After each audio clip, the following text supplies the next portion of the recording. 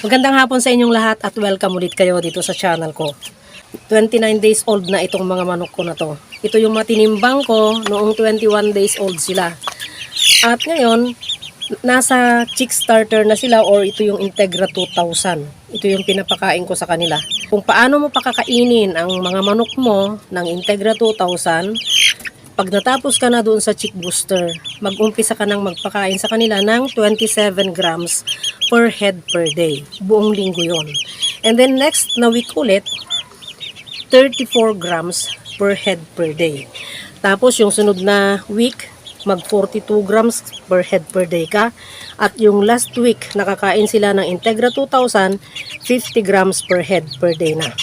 Pero yung 2 days ilaan mo para sa transition period nila, para doon sa Integra 3000 para hindi sila manibago. Para pag nag-pure ka na na Integra 3000 ang ibibigay mo, hindi na sila maninibago.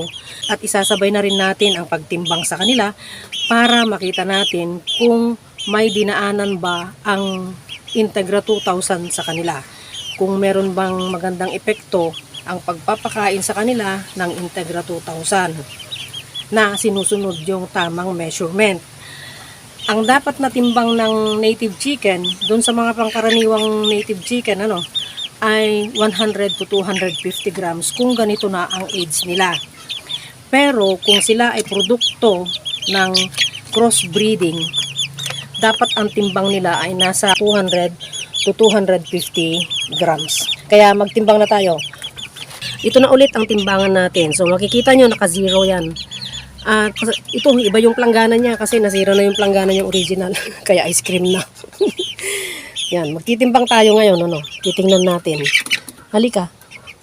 Tingnan natin kung ilang grams ka na. Tingnan natin. Teka muna. Huwag kang malikot. Huwag kang malikot. Bundag. Teka, wait lang. Wait lang. Huwag kang malikot. Huwag kang malikot. Ang gulo mo. Kaw. Lumundag yung isa, so itong isa naman. Wait lang. Huwag kang malikot. Ayan. Malilikot na sila at saka mas malalaki na sila ngayon kaysa noong 3 weeks sila. Kaya nahirapan akong humawak sa kanila sa isang kamay lang, tapos isang kamay ko sa gadget. Nahirapan akong magtimbang, kaya tinimbang ko na lang sila na hindi ko kinuhanan ng video. Pero meron sa kanilang tumitimbang ng 250 grams, dalawa yun yung brown. Yan yung medyo mas maliliit na yan. Tapos may 275 at may dalawang 300 grams. Kaya 250, 275 at saka 300 grams ang timbang nila. Ibig sabihin maganda talaga pagka pure feeds ang pinapakain mo at saka sinusunod mo yung measurement, sinusunod mo yung timbang. At syempre may malaking epekto din yung lahi nila kasi ang tatay ng mga ito ay Brahma pero hybrid. Hindi man purong Brahma pero malaki pa rin ang tatay nila. At ang nanay nila ay may lahing Australorp. Ang lola nila ay Black Australorp at ang lolo nila ay Native Hulo. Malaki ang epekto ng lahi at saka yung feeding system mo at yung feeding management mo. Sana may natutunan na naman kayo sa video ito. At huwag kalimutang mag-like, mag-subscribe. Pakihit na rin ang notification bell para sa susunod na mga videos ay ma-notify kayo. At salamat sa lahat ng mga sharer, mga subscriber, both old and new. At yung mga hindi nag-i-skip ng ads, thank you. Malaking tulong yun sa channel ko.